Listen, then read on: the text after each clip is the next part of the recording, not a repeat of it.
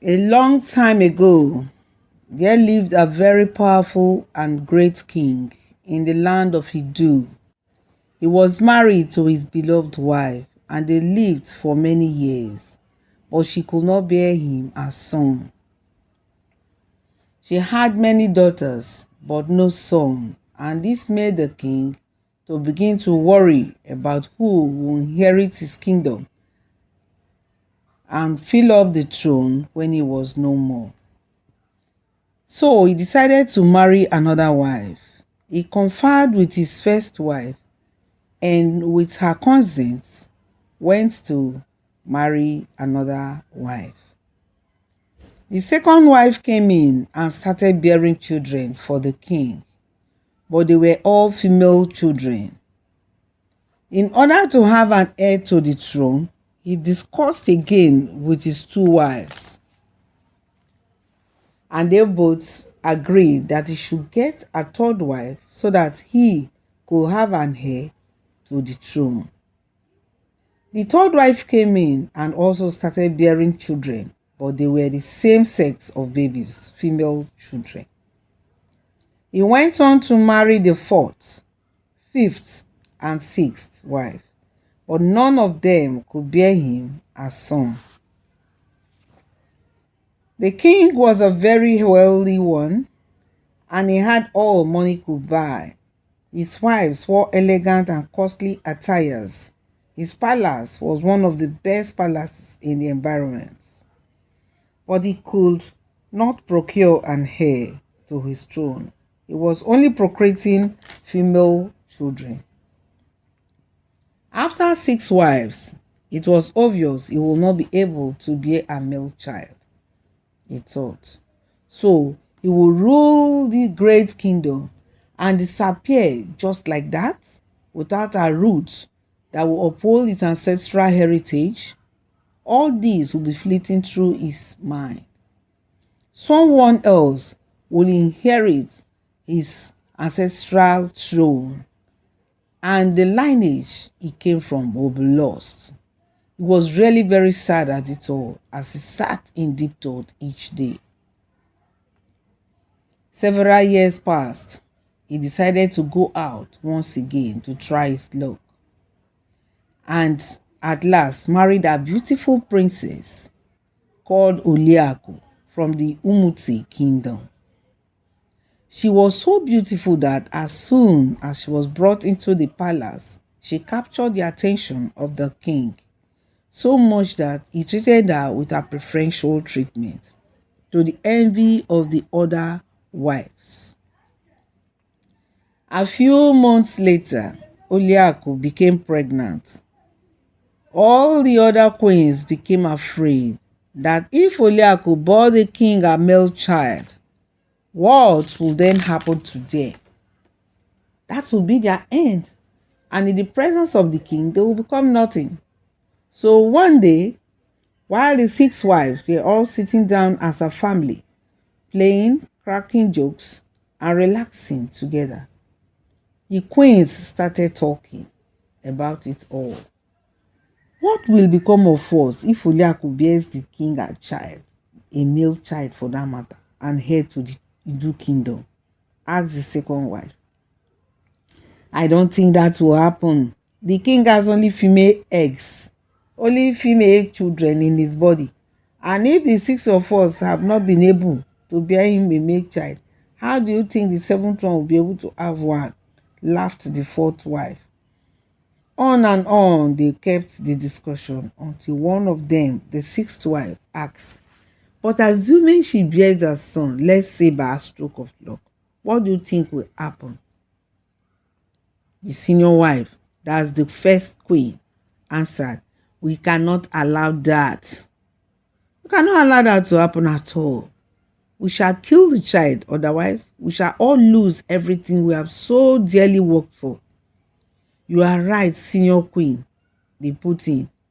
We shall destroy the child, they all said in unity, smiling at the confusion and devilish thoughts roving their minds as they planned to carry out the execution. Meanwhile, The king had decided to call in the strongest medicine men in his kingdom. He called all these the strongest of them all, traditional medicine men, to consult the oracles as to the sex of the unborn baby in Oliaku's womb. The medicine men gathered and made the divination. The king and his new wife sat waiting for the prophecy to be told. And they prophesied that Oliaku would bear the king a male child, and he would be the heir to the throne. The king was overjoyed and bestowed almost his whole sweetness and attention on the beautiful Oliaku, who was also a young girl that lapped up all the love and attention given to her. She was also a kind girl. She tried her best to be respectful to the other wives, but they made her know her place, that they hated her for distracting their husband attention from them. Moreover, they had heard the traditional medicine man's prophecy. He spelled trouble. The king was no longer taking his other wives on his various outings, but it was only Oliaku that he went with everywhere as his queen. She was beautiful, well-mannered, and carrying the heir to his kingdom. What more could he do to make her happy? On the 9th month of pregnancy, Oliaku started having labor pains, and the excited king called out to his wives. "My queens," he shouted in excitement.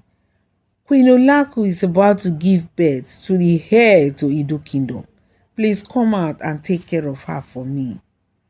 The queens all filed out and took Oliaku to the labor room, where all the king's children were born. And there he spent hours in the labor room, while the king waited the most awaited news in his courtroom to come to him. 4 hours later, Oliaku was still struggling with labor pains. The senior queen called the second one and told her to get a small goat, that is her kid, to swap the baby with. Finally, Oliaku gave birth to a baby boy, and the senior queen wrapped the baby up in a cloth and swapped the child with the kid. She wet the kid in blood and placed it beside Oliaku. She handed over the new child to the second wife to do away with. When the second wife took the baby away, she had already made arrangements with her most trusted servant, and she handed over the child to him. As soon as he took the baby from the second queen, he headed over to the forest. When he got to the forest, he brought out his sword to kill the baby, as was instructed by the second queen. But he looked at the baby and said, "I will not use my hands to kill my king's heir, King Mba the fourth of Edo Kingdom. Never. It's abomination. And I'd rather leave the helpless baby to die by itself than to shed this innocent blood my hands." He dropped the baby at the corner of the road in the deep forest and made his way back to the palace. There, he told the queen he had killed the child. Meanwhile, the queens had raised alarm that the lady Queen Oliaku had given birth to a kid. The king was shocked. The entire kingdom had something to say. Quickly, the king banished Oliaku to a small mud hut far away from the palace. Far away, but still within the palace grounds. There, to meet with her was a problem. He forbade all the inhabitants of the palace from going to give her food or visit her. The other queens were happy at what was happening to Oliaku, and they danced in joy. Oliaku was in pains and retreated into the mud house she now called her home. She would go to the nearby bush to get firewood to cook whatever little food she could organize from the forest, and eat. She was not happy because when she gave birth, she was sure she had seen the form of her baby, a real baby, and heard the cry of the child. But the other queens had said contrary. So who was she to object? She thought. And besides, she must have been in delusion at the time when she was giving birth in extreme pain. While Oliaku was in such abject poverty and suffering in the small hut, her baby that had been left to die in the forest lay beside a big tree. An old woman, a traditional medicine woman who had gone to the forest to gather some herbs, stood somewhere watching the young man drop the baby close to where she was standing. She heard him say that he cannot slay his hands with the blood of the child and hair of King Mba, the fourth of Edo Kingdom, before he dropped the child and left. So she shouted within her at the cruelty of mankind and came out of hiding as soon as she was sure the young warrior had left. He picked up the baby, peered at it, removed the stains around him, and carried him home to where she lived deep in the forest. The old woman was the most powerful traditional medicine woman in the entire region, and she had the power to appear and disappear. She could change to any form. She could make things happen. She took the king's son and named him Oba. She trained him like her own biological son, taught him how to perform different traditional acts and medicines. And the child was so powerful that he was she was satisfied that he had reared him up.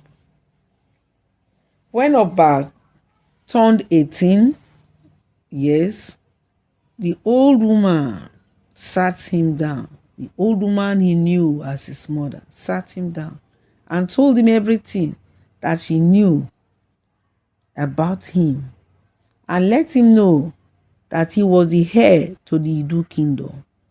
She had also taken the pains to find out what was going on in the palace and had found out his mother had been casted out of the palace because she was framed by the other queens for the past 18 years.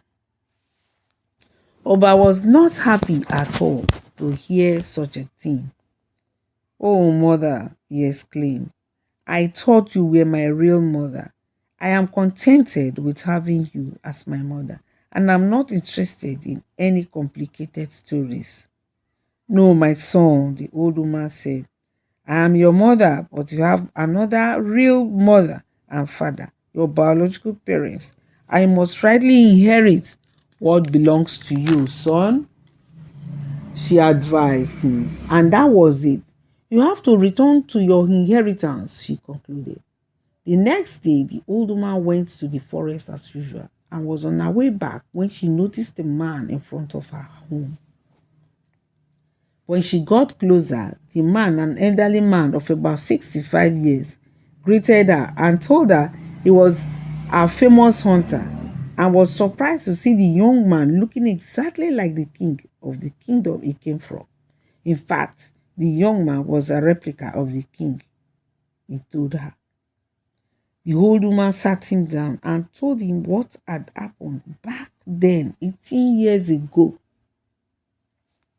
The hunter was surprised and begged her that she should allow the young man to return to his father's kingdom because the king was now old and disheartened because he had no son. The old woman agreed and then made plans on how it would be done with the hunter. The hunter was extremely excited and happy. He hurried back home and went straight to the king without wasting much time.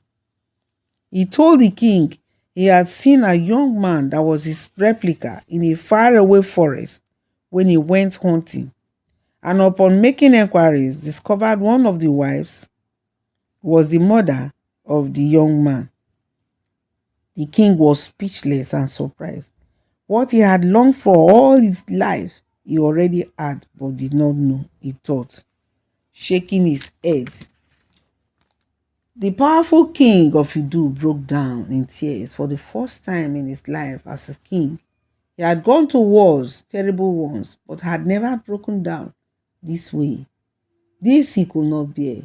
Something must weaken a man, the hunter thought, as he watched his king crying, and thought within him, even an elephant is brought down by a mouse.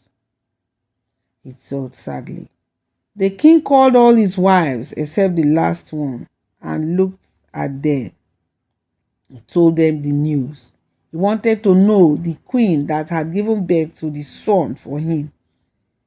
But all the wives professed to have given birth to the child. This one would say, I'm the mother. The other one, the first queen said she was the mother.